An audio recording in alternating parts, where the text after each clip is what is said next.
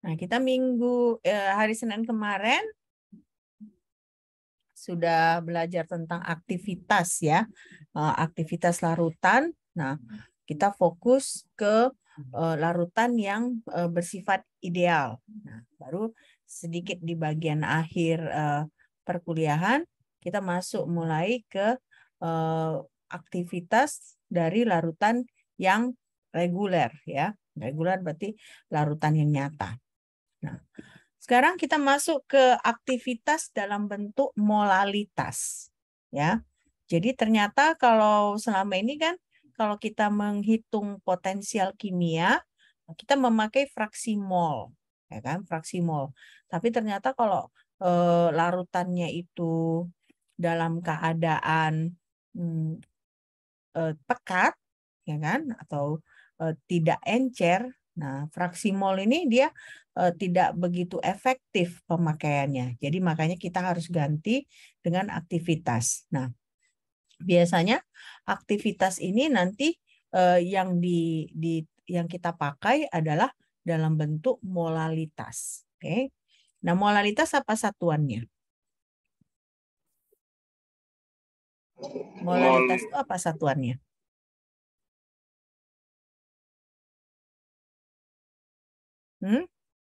Kira-kira ada yang tahu nggak apa satuan molalitas? Mol per kilo ya, Bu. Kalau molaritas sama molalitas sama nggak? Beda, Bu. Molalitas dengan molaritas sama atau beda? Beda, Bu.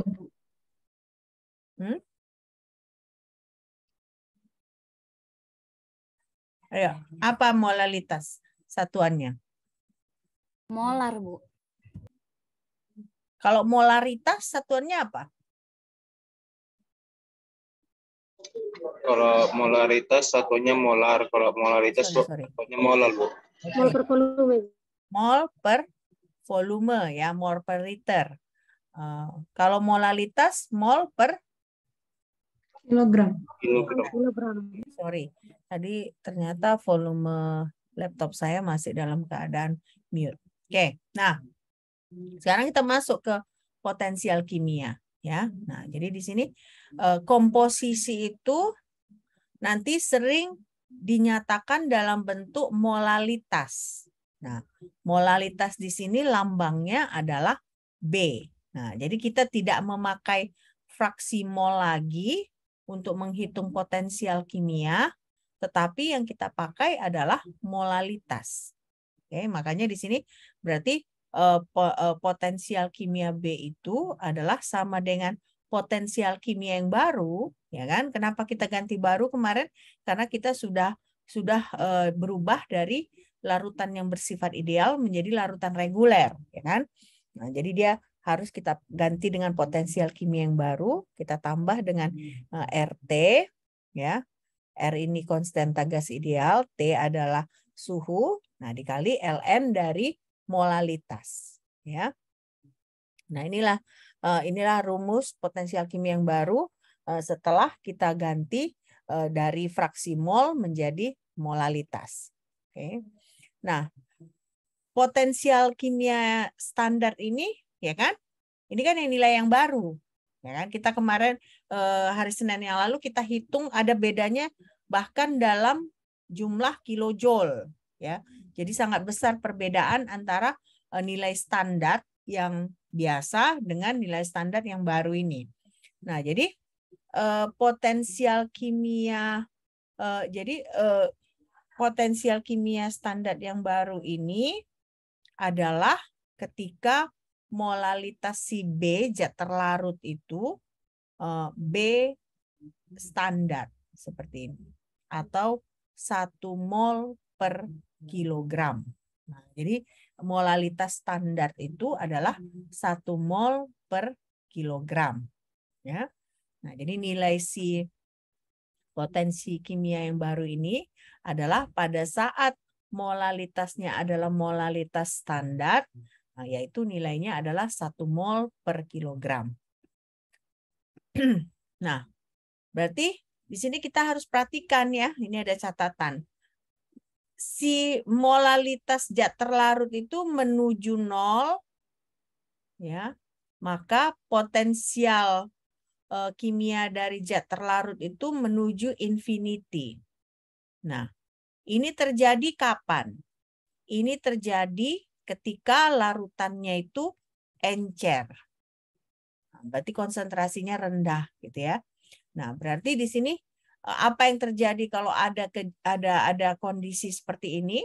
Nah, ketika kondisi seperti ini terjadi, berarti zat terlarutnya itu semakin stabil secara termodinamika. Nah, kita udah masuk termodinamika lagi nih kan. Tadi kan kita mulai hari Senin kita belajar mulai dari bagaimana ada potensi kimia, ya. Nah, kita belajar lagi bagaimana aktivitas, koefisien aktivitas, ya kan. Nah, sekarang kita masuk, ternyata ada kondisi di mana si zat terlarut ini dia stabil secara termodinamika. Oke. Nah, berarti apa akibatnya? Akibatnya zat terlarut itu tetap akan ada dari larutan. Jadi nggak bisa kita asumsikan tidak ada zat terlarut itu. Jadi zat terlarut itu akan selalu ada. Jadi susah untuk menghapus jejak dari zat terlarut. Jadi nggak bisa diasumsikan kalau encer semakin encer kali itu kan dianggap tidak ada zat terlarutnya, ya kan? Tapi ternyata karena ada kondisi yang seperti ini, ya nggak akan mungkin zat terlarut itu tidak ada, ya. Jadi inilah akibat dari bahwa zat terlarut menjadi semakin stabil secara termodinamika. Oke. Nah, sekarang kita masuk ke koefisien keaktivitas dan koefisien aktivitas. Nah, ini kalau kita lihat aktivitas itu lambangnya adalah AB. B dari Senin itu apa? Pelarut atau zat terlarut? Zat terlarut. Zat terlarut. Nah, baru ada lagi koefisien aktivitas, lambangnya itu adalah gamma B. Nah, jadi kita udah pelajari Senin kemarin. Nah, ternyata itu ini masuk ke persamaan kedua, ya. Aktivitas dari zat terlarut itu sama dengan koefisien aktivitas dikali molalitas dari zat terlarut dibagi dengan molaritas standar.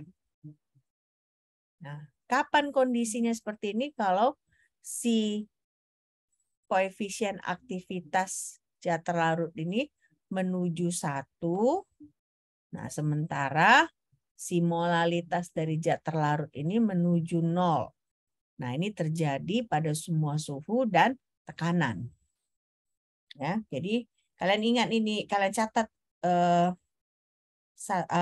formulanya ya. Jadi aktivitas zat terlarut sama dengan koefisien aktivitas dikali molalitas zat terlarut dibagi molalitas standarnya.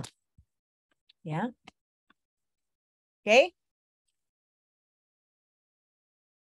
Selesai ini? Belum? Belum, Bu. Ini udah selesai dicatat belum? Tunggu. Yang ini udah selesai dicatat nggak persamaan 1 ini? Selesai nggak dicatat? Belum, Bu. Hah? Belum, Bu. Ini mau dipoto, Bu. Oke, coba catat dulu. Catat dulu.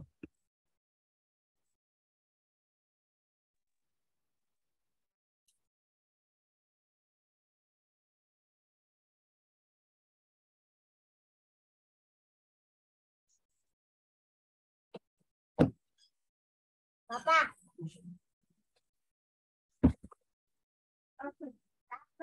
Aku masih bayi. Gak usah. Ini ngomong-ngomong jumlah mahasiswanya dibanding yang gas dan termo dulu udah berkurang ya? Ada yang drop out? Enggak, Bu. Nggak ada. Dulu Kayaknya kan, ada jaringan, Bu. dulu kan ada mahasiswa yang namanya Dina bukan? Dina, ya.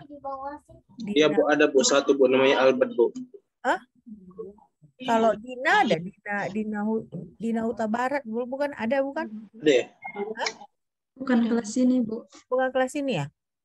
Oh, kelas lain. Saking banyaknya kelas saya lupa ya. Oh, jadi bukan kelas ini tuh ya? Itu kelas mana itu? Ada yang kenal? Enggak ya? Oke. Ngomong-ngomong, itulah kalau dosen saking banyaknya kelas yang diajar kayak gini lah, lupa. Saya kira ada di kelas kalian Dina. Bukan ya? Enggak ada ya? Tidak. Oke. Selesai nih? Udah? Udah, Bu. Udah ya. Yang ini udah? Dikit lagi, Bu. Sedikit lagi. Oke, silakan.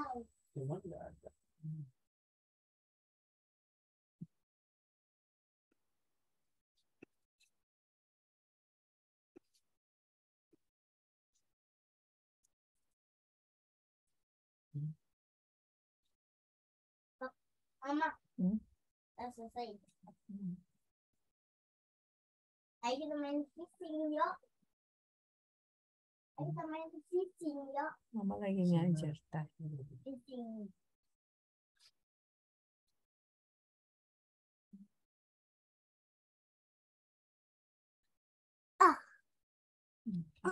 Can you please don't disturb Mama? Ya, selesai yang ini? Sudah? Mama. Iya, Bu. Oke. Ini udah selesai? Udah ya? Kalau yang ini udahlah ya. Kalau yang ini udah selesai? Belum, Bu. Dikit. Nah, ini pastikan kalian buat persamaan 2 gitu ya, supaya jelas kalian alurnya. Ya.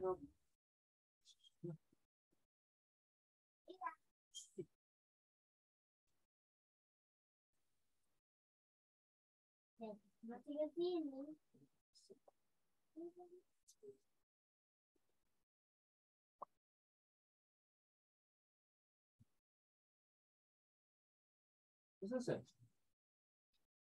Mama udah selesai. Belum.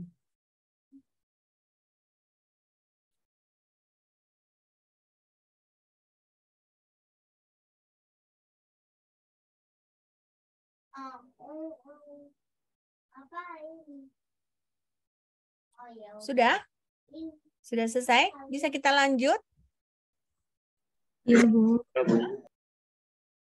Bisa ya? Oke. Ya, Bu. Nah, sekarang kita lihat. Ternyata keadaan standarnya sekarang tidak berubah lagi. Ya, beda dengan yang hari Senin kemarin kan keadaan standarnya berubah gitu ya. Nah, sekarang keadaan standar tidak berubah. Nah, kenapa tidak berubah? Karena kalaupun ada penyimpangan dari ideal, ya, dari larutan ideal, itu dijelaskan oleh si koefisien aktivitas zat terlarut ini. Nah, jadi bedakan ya. Kalau ini aktivitas, ya, ini koefisien aktivitas. Oke. Nah, koefisien aktivitas ini nggak ada satuannya. Ya, nggak ada satuannya. Oke. Nah, jadi itu yang harus kita lihat. Jadi bahwa ini gamma B ini adalah koefisien aktivitas. Oke. Nah, sekarang kita lihat persamaan 3 ini. Nah, persamaan 3 ini ternyata kita bisa lihat bahwa potensi kimia dari zat terlarut itu sama dengan potensi kimia zat terlarut pada keadaan standar ditambah RT, ln, AB. Nah, jadi bisa diganti di sini. Yang tadi ini kan molalitas kan, rasio molalitas zat terlarut dibandingkan dengan molaritas pada keadaan standar. Nah, ternyata bisa kita ganti di sini menjadi aktivitas zat terlarut.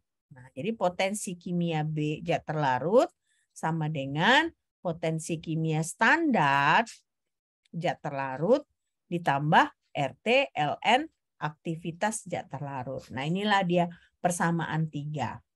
Ya. Oke. Selesai nih? Sebentar, Bu. Oke.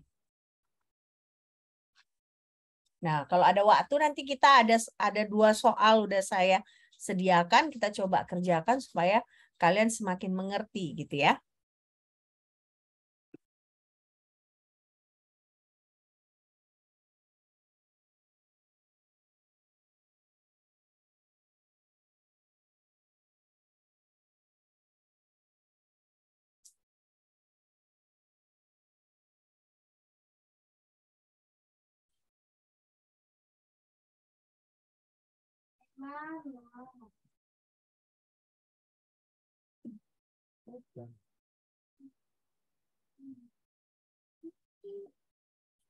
Mama udah selesai. Sudah? Selesai? Udah ya? Udah, Bu. Ya. Oke, nah sekarang kita masuk aktivitas larutan reguler. Nah, ternyata kita sudah tahu lah ini. Ada dia aktivitas sejak terlarut seperti ini, persamaan 3 ini ya. Nah, sekarang masuk kita ke larutan reguler.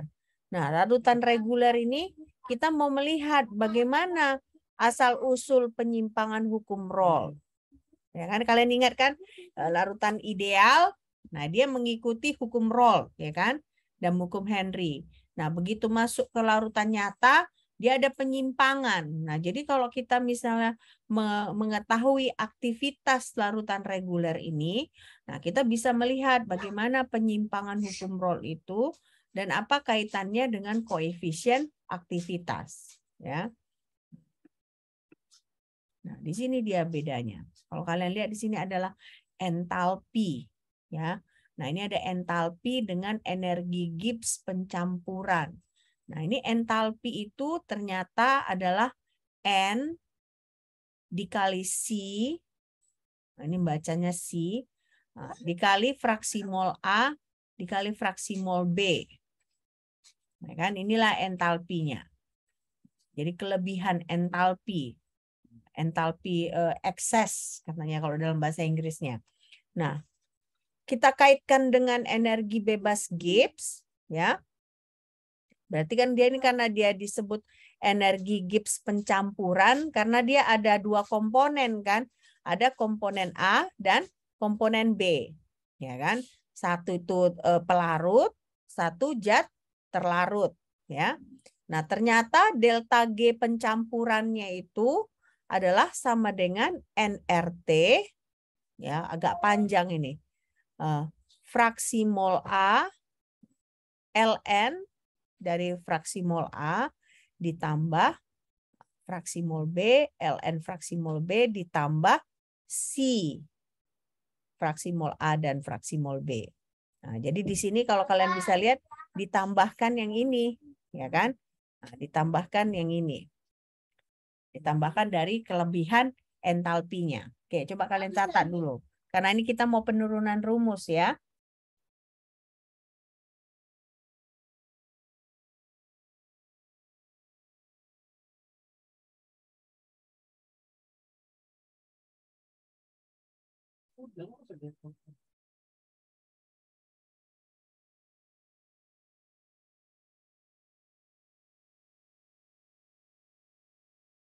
Nah, jadi supaya kalian jangan bingung, yang C ini ya, yang kayak cacing ini kita bisa sebut juga sebagai koefisien aktivitas.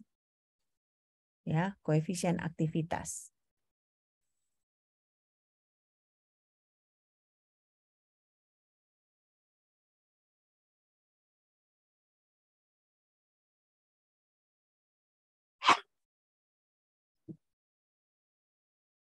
Selesai? Nyatat ini? Selesai? Udah, Bu. Udah ya? Nah, jadi ini C ini, ya kan? Nah, kita mau mengembangkan ekspresi koefisien aktivitas dengan memulai dari sisi ini ya, koefisien aktivitas. Oke, nah sekarang kita mulai penurunan rumusnya. Nah, kalau untuk larutan ideal, ya kan, sebenarnya energi Gibbs pencampuran itu, ya kan, kalau larutan ideal itu sama dengan nRT fraksi mol A, ln fraksi mol A ditambah fraksi mol B, ln fraksi mol B, ya. Nah, kan ingat kalian kan Senin kemarin bahwa fraksi mol ini dia nggak efektif, nggak efisien dipakai. Nah, jadi kita harus ganti dengan aktivitas. Nah, makanya di sini kan energi Gibbs pencampuran itu, nah pada ln ini kita ganti dengan aktivitas, ya, aktivitas A dan aktivitas B, ya. Oke. Nah, jadi kalau ideal bisa kita pakai fraksi mol, kalau tidak ideal, ya kan ini tidak ideal, kita ganti dengan aktivitas. Ya.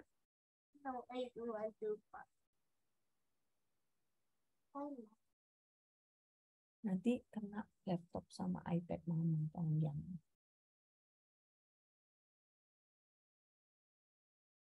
Oke, ya. Jadi coba kalian catat pelan-pelan karena untuk kita mengerti penurunan rumus ini sebaiknya sambil kita catat pelan-pelan ya. Nah, selesai ini? Selesai? Sudah, Bu. Sudah ya. Nah, sekarang kita masuk bahwa untuk ini kan kita untuk larutan reguler berarti kita harus tambahkan sisi ini. Ya kan? Harus kita tambahkan dia. Oke. Nah, ada tambah lagi nih bahwa untuk larutan reguler itu dia energi Gibbs pencampuran itu adalah nRT fraksi mol A, ln fraksi mol A ditambah fraksi mol B, ln fraksi mol B ditambah C fraksi mol A dikali fraksi mol B. Ya.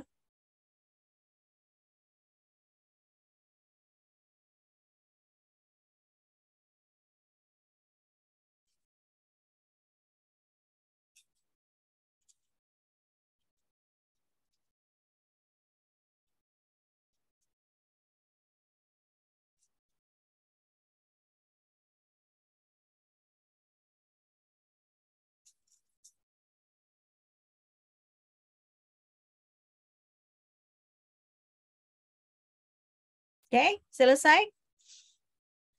Selesai. Oke. Nah, ini kan kalian lihat ada yang ini kan? Nah, ada yang ini.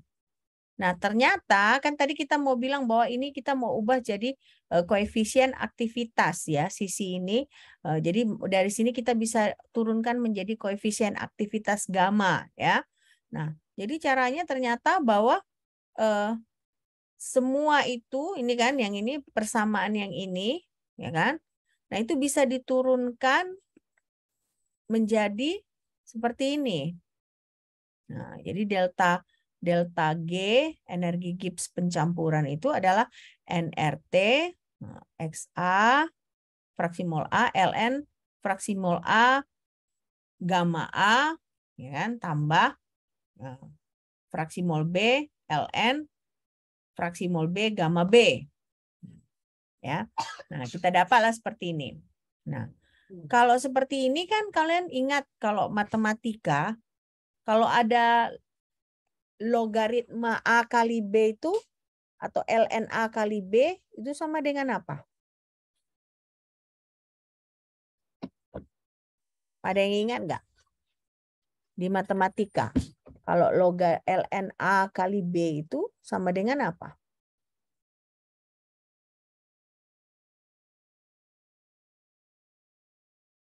ln A dikali B. ln A tambah ln B. ln A ditambah ln B. Nah, makanya di sini kan ln XA dikali ln gamma A, ya kan? Jadi akibatnya kalau kalian lihat, kalau kita jabarkan lagi nih semua, ya kan? dia sama dengan XA ln XA tambah XB ln XB ya, ditambah XA ln gamma A ditambah XB ln gamma B. Nah, jadi biar kalian jangan bingung kenapa kok dari sini bisa berubah jadi sini. Ini karena prinsip matematika aja ya. Prinsip matematika dari natural logaritma. Oke? Masih bisa diikutin kan? Masih, Bu. Bisa, Bu. Oke, good. Nah, silakan dicatat.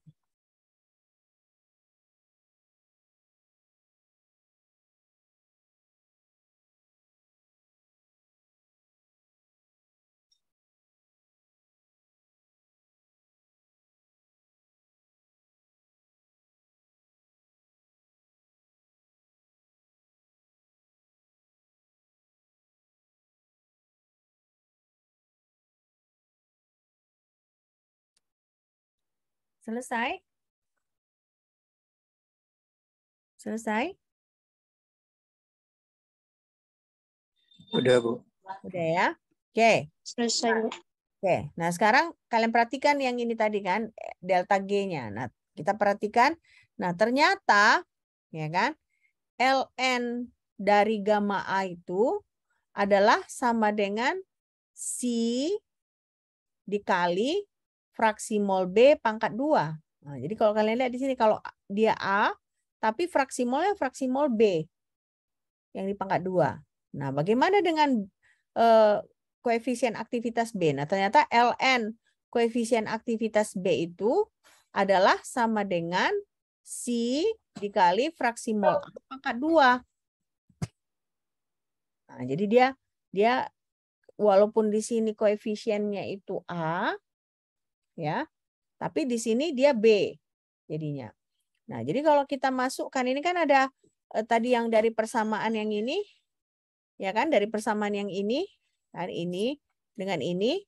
Nah, kalau kita substitusi yang nilai yang tadi itu, ya kan, berarti kan fraksi mol A ln gamma A ditambah fraksi mol B ln gamma B.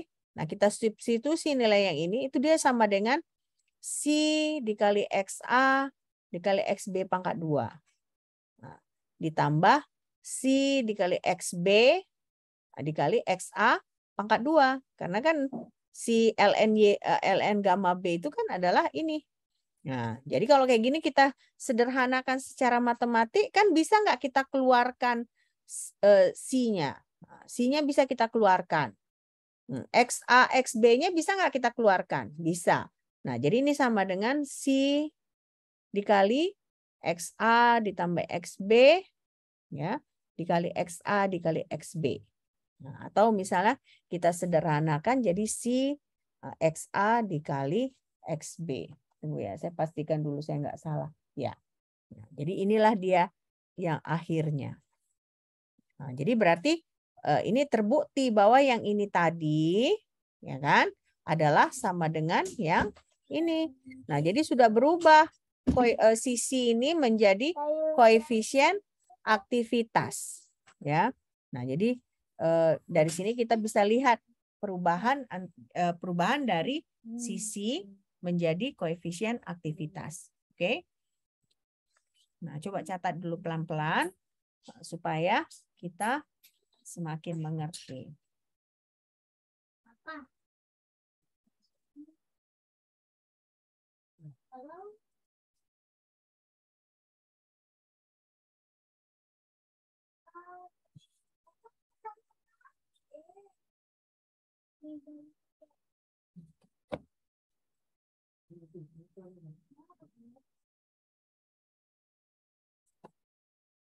Pengajar sudah bisa makan di luar negeri ya.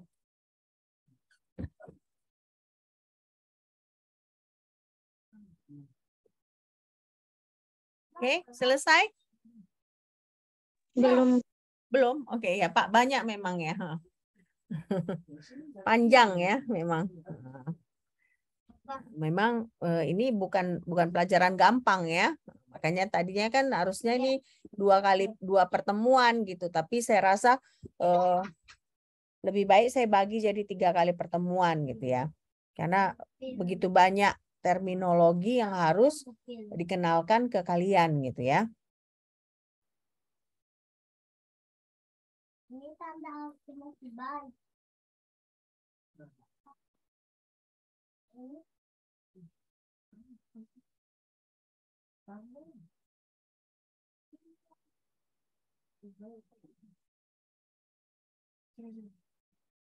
Kalian harus sholat jam berapa yang untuk yang muslim? Untuk mahasiswa yang muslim jam berapa? Sholat maghrib? Biasanya jam 6:15, Bu. Oke, berarti kita usahakan jam 6 gitu udah selesai kita ya. Oke?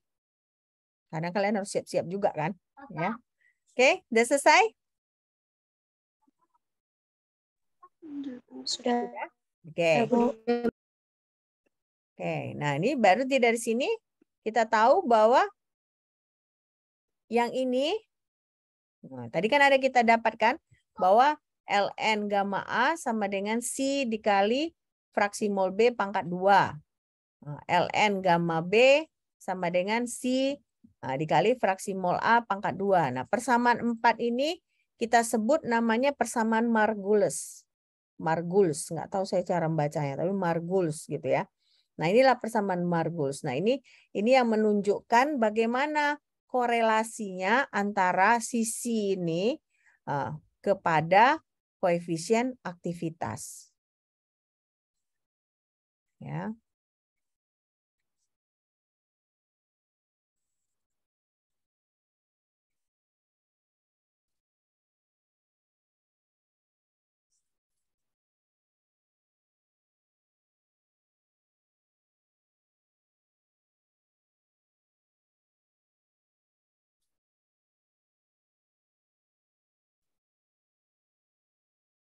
Nah, saya harus sambil lihat textbook untuk memastikan jangan ada kesalahan seperti hari Senin kemarin ya. Jadi saya sambil lihat. Karena begitu banyaknya yang harus saya ubah, ya masukkan ke dalam PowerPoint ya kan. Nah, kadang-kadang saya harus lebih hati-hati. Jadi saya sambil bandingkan dengan textbook saya. Oke. Sudah selesai nih? Sudah, Bu. Sudah ya? Sebentar. Belum? Oke.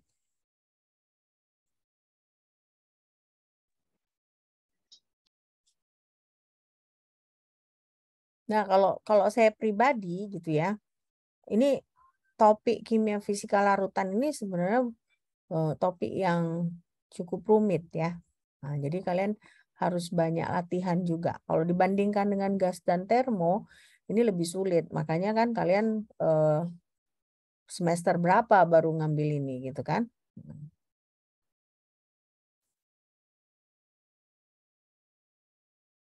Kimia kuantum kalian udah dapat? Udah, Bu. Semester lalu ya? Iya, Bu. Nah, itu juga mata kuliah susah kan? Ya. Oke. Udah selesai yang ini? Selesai ya? Oke.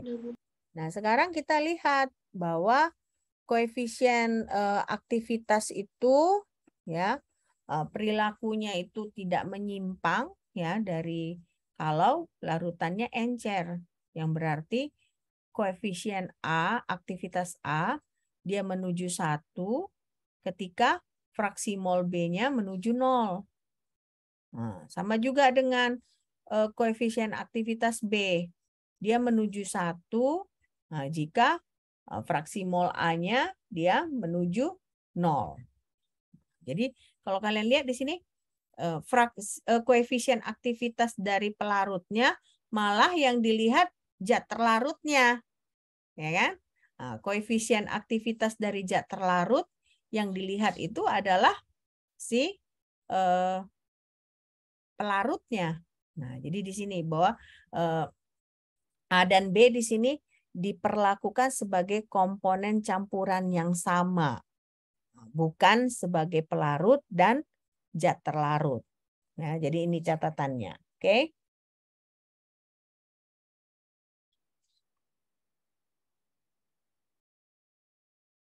Nah, kalau menurut kalian di sini, ya, kalau kita sudah tahu tadi ln gamma A sama dengan apa tadi? Ln gamma A sama dengan Si XB Si kuadrat, Bu. kali XB pangkat 2, ya kan? Nah, kalau berarti kalau misalnya kita substitusikan, jadi gamma A sama dengan berapa itu? Jadi kan kalau ln gamma A sama dengan si dikali fraksi mol B pangkat 2. Nah, jadi gamma A sama dengan bagaimana kita menghilangkan Si. ln-nya?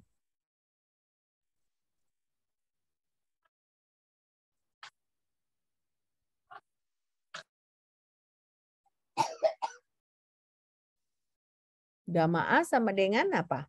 Ayo, yang jago-jago matematika. Siapa yang jago matematika di sini?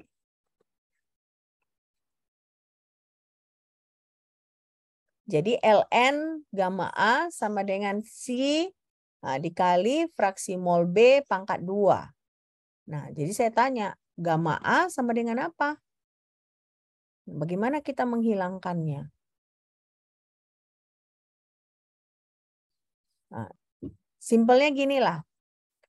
Logaritma 100 sama dengan berapa? Kalau basisnya 10.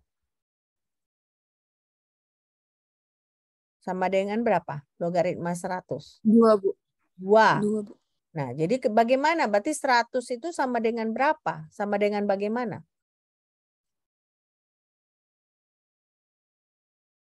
100 sama dengan 10 pangkat 2. pangkat 2. Nah, sekarang saya tanya lagi. ln gamma A sama dengan si dikali fraksi mol B pangkat 2. Nah, berarti gamma A sama dengan, nah, ln itu basisnya apa?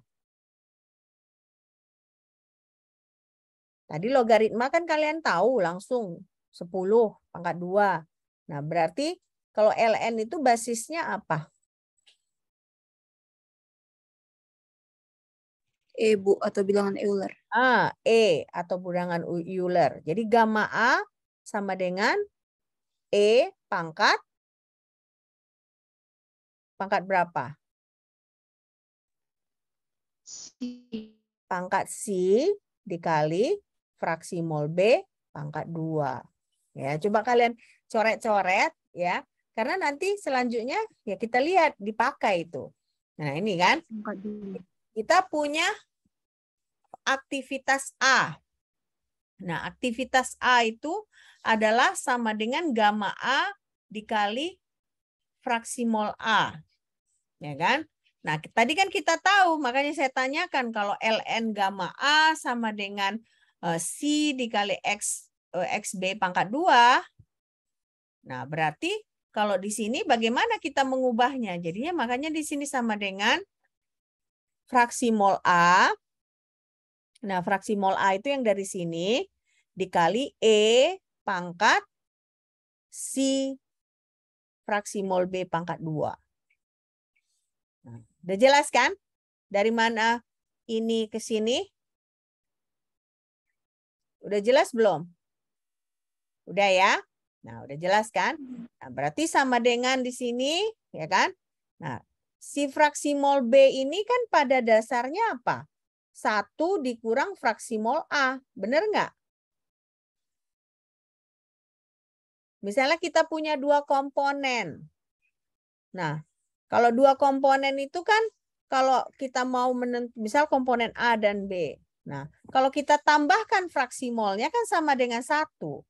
Nah, jadi makanya di sini si fraksi mol B-nya ini kita bisa ubah jadi 1 dikurang fraksi mol A. Nah, jadi makanya aktivitas A di sini ya sama dengan fraksi mol A dikali E pangkat si dikali 1 dikurang fraksi mol A pangkat 2. Nah, nanti ekspresi yang serupa bisa kita gunakan juga untuk si AB.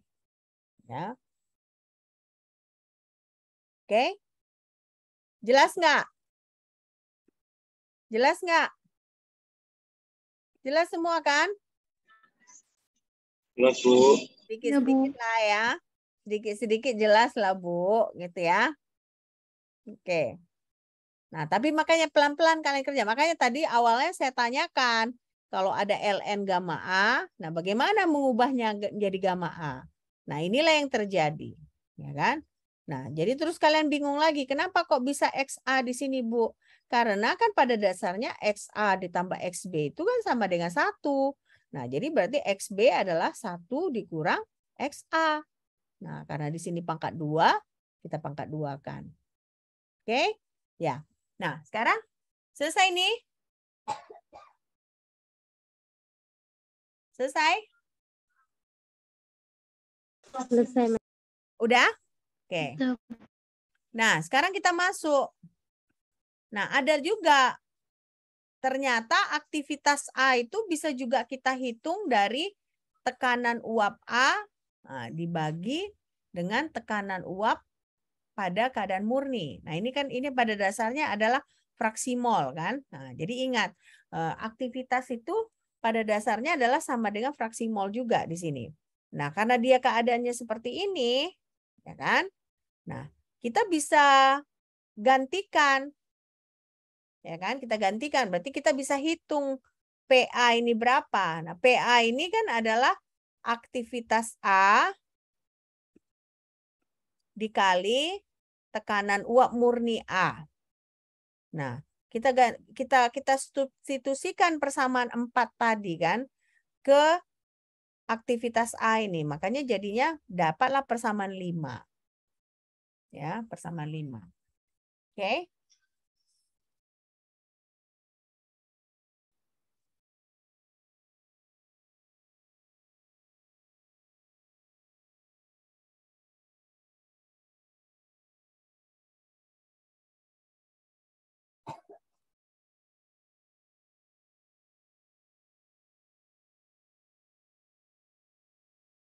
Nah, jadi kita tahulah di persamaan 5 kan. Nah, ternyata persamaan 5 ini bisa kita plot dalam bentuk grafik. Ya. Nah, grafiknya itu adalah x-aksesnya itu adalah fraksi mol A. Nah, sementara y-aksesnya adalah rasio fraksi mol. Rasio dari tekanan uap si A terhadap tekanan uap murninya. Oke. Ini selesai? Selesai? Udah Ibu. Udah ya?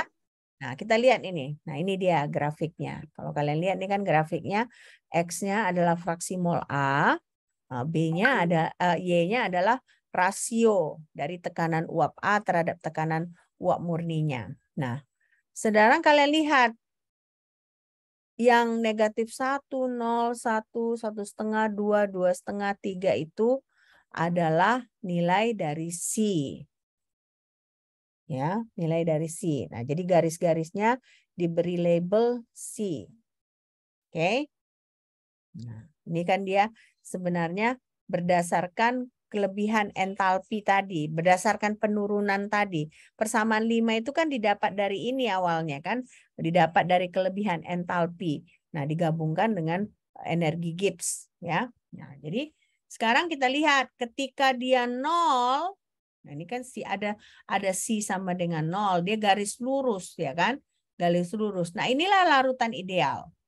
Nah, berarti kalau larutan ideal dia sama dengan 0 C-nya. Garis lurus.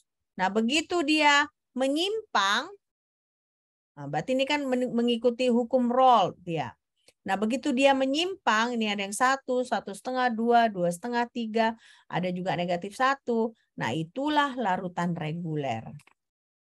Ya, nah, jadi ini dia. Nah, jadi kalau nilai positif ini nah, ada maknanya kan sini ada yang positif, ada yang negatif.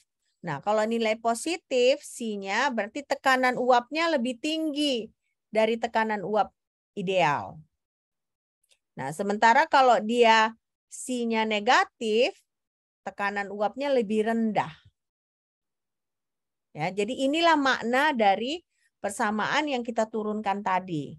Ya, jadi nanti ada kaitannya bahwa kalau dia positif, tekanan uapnya lebih tinggi dari keadaan ideal. Nah, sementara kalau nilainya negatif, nah dia lebih rendah dari tekanan uap yang ideal. Oke? Nah, sekarang apa makna gambar 1 tadi? Makna gambar 1 berarti kalau C sama dengan 0, nah dia larutannya ideal. Kalau larutan ideal berarti dia bisa mengikuti ini. Ya. Bisa mengikuti ini. Dan dia sesuai dengan hukum Rolle. Oke. Itu yang pertama, makna pertama.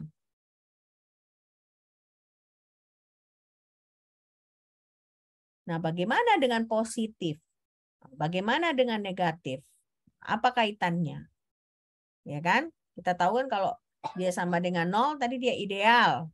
Nah, ideal berarti mengikuti hukum Rolle.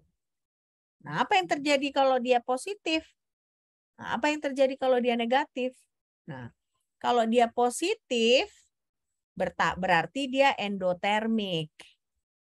Nah, berarti tekanan uap lebih tinggi dari larutan ideal. Nah, interaksi zat terlarut dan perlarut yang tidak menguntungkan, katanya gitu ya.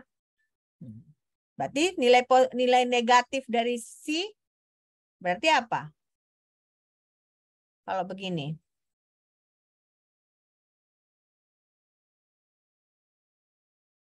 Kalau negatif, kalau positif kan dia endotermik. Kalau positif, kalau negatif berarti apa? Selalu kebalikannya kan? Eksotermik. Eksotermik. Nah, berarti kan di sini kita dapat bahwa kalau misalnya, saya salah, udah semakin capek saya ini. Nah, nilai negatif C ini berarti dia pencampuran eksotermik. Nah, ini dia interaksi zat terlarut dan pelarut yang menguntungkan. Nah, karena menguntungkan, tekanan uap lebih rendah dari larutan ideal. Ya. Nah, inilah yang kita pelajari hari ini. Oke. Nah, saya rasa kita hentikan teori. Coba kita langsung latihan ya. Biar kalian semakin jelas. Oke. Nanti kalau oke ini. Oke. Nah, ini ada diskusi 1. Mana? Tolong pelankan aku. Nah, ini tekanan uap larutan garam pada 100 derajat Celcius dan 1 atm adalah 90 kPa. Berapa aktivitas air dalam larutan ini, larutan pada suhu ini?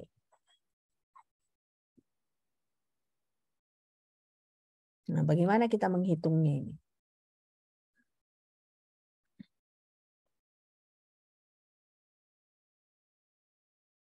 Ada yang bisa jawab?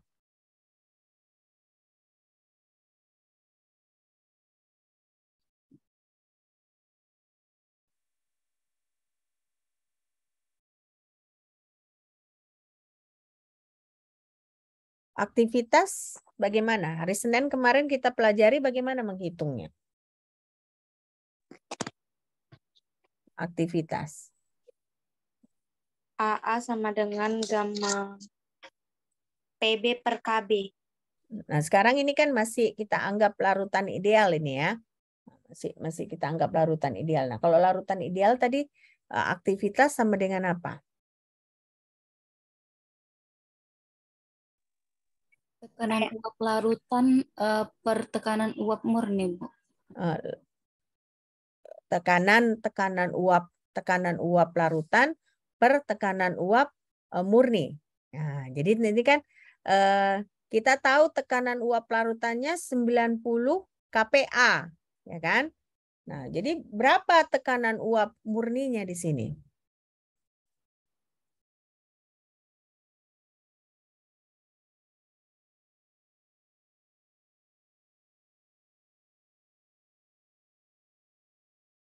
Berapa?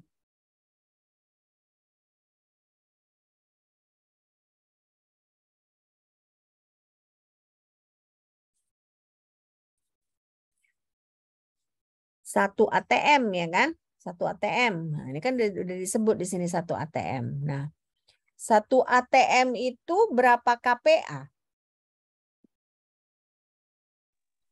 101 KPA. 101 ya. 101 KPA. Nah, jadi berarti aktivitas air ini berapa? Sama dengan berapa? 0,89. 0,8882 ya. 0,89 dari mana? 90 KPA per 101 KPA. Ya, benar, mendekati. Nah, tapi jawaban saya makanya 0,88 karena yang saya pakai adalah 101,325. Nah, jadi dapatnya dekat 0,888. Nah, inilah dia contoh pertama. Udah jelas kan? Jelas ya? Jelas nggak? Nah, selesai ditulis yang ini? Belum ya? Mau coba ditulis atau enggak? Nggak usah. Tulis, Bu. Tulis. Oke, coba ditulis dulu.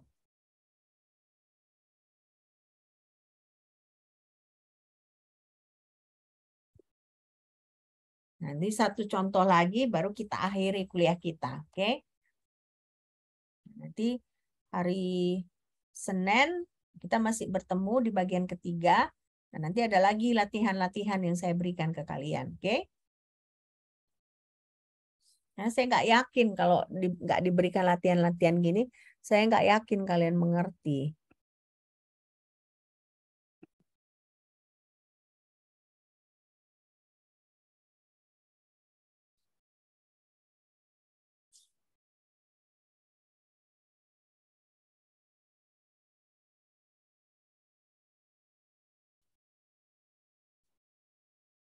Selesai? Selesai yang ini? Selesai, Bu. Oke. Nah, ini contoh kedua. Nah, contoh kedua ini kita punya tekanan H2O. Nah, berarti kalau ada tanda star gini berarti dia tekanan murninya, ya kan? Sama dengan 0,02308 ATM. Nah, sementara tekanan H2O berarti dalam larutan ya kan 0,02239 ATM. Nah, di sini ada 0,122 kg zat terlarut yang tidak mudah menguap. Nah, massa molarnya adalah 241 gram per mol.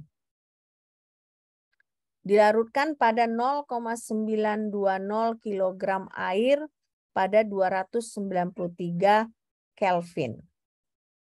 Nah, bisa nggak kalian hitung aktivitas dan koefisien aktivitas air dalam larutan?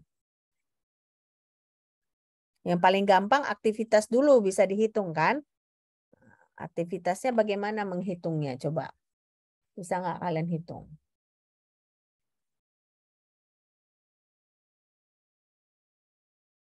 Aktivitas tinggal kalian bagikan kan? Tekanan air dalam larutan dibagi tekanan uap air pada saat murni.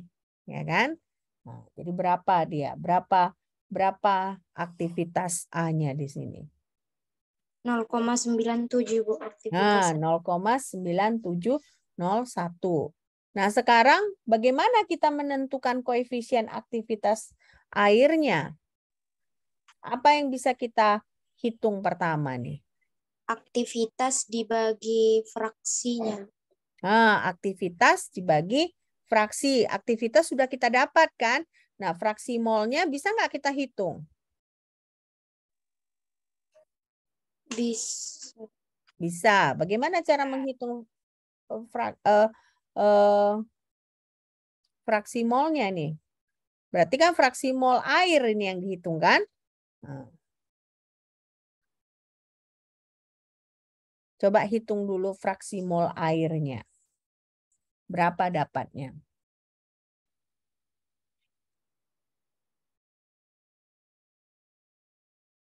Hati-hati dengan satuan ya.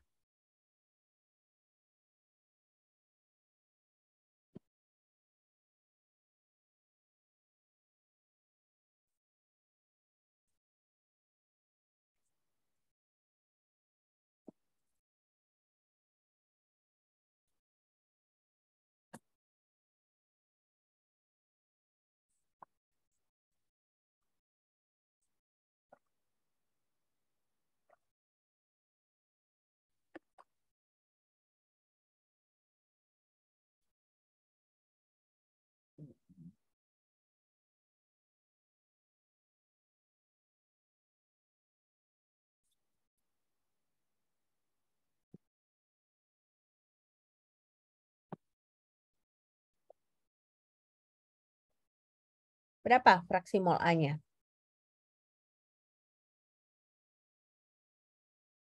Siapa yang sudah berhasil menghitung?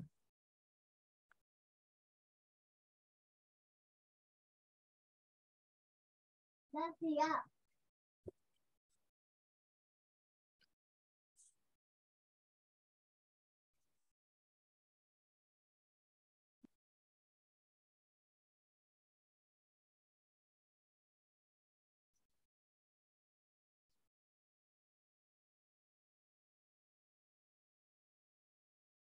Ya, berapa? Berapa fraksi mol A-nya?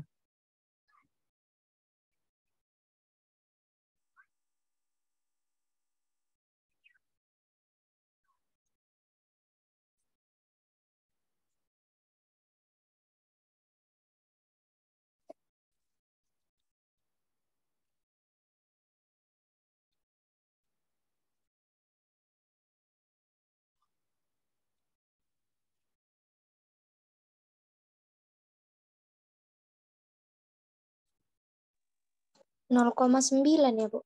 Ya, 0,99 ya, panjang dia kan. Nah, dapatlah fraksi mol A-nya 0,99. Nah, berapa sekarang gamma A-nya, koefisien aktivitasnya? Berapa dibagi berapa jadinya? 0,97, Bu.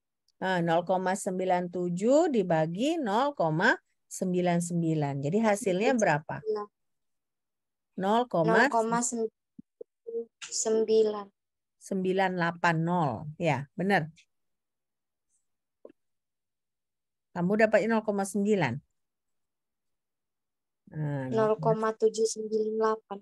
oh, 0,798. 9798. 9798 ya kan, jadi 98 kan kalau dibulatkan, bener nggak? Nah, nah sampai di sini kalian mengerti nggak? Udah tentang cara perhitungannya? Udah mulai mengerti belum? Belum? Siti Mulyana belum mengerti? Gimananya belum mengerti? Hah? Di mananya belum mengerti?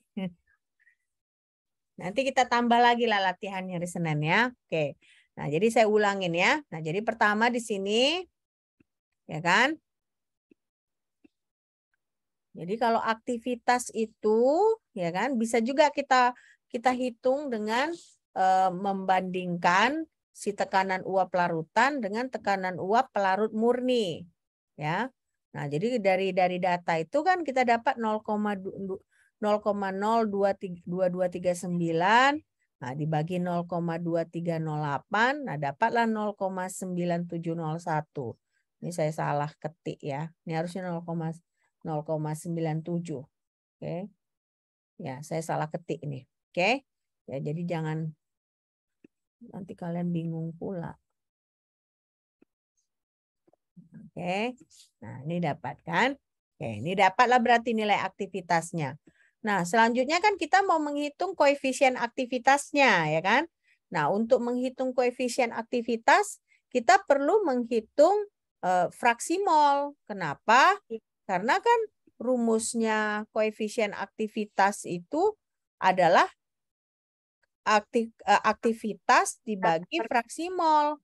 Nah, jadi bagaimana kita menghitung fraksi molnya? Nah, kita tahu tadi kan dari soal kita tahu apa aja.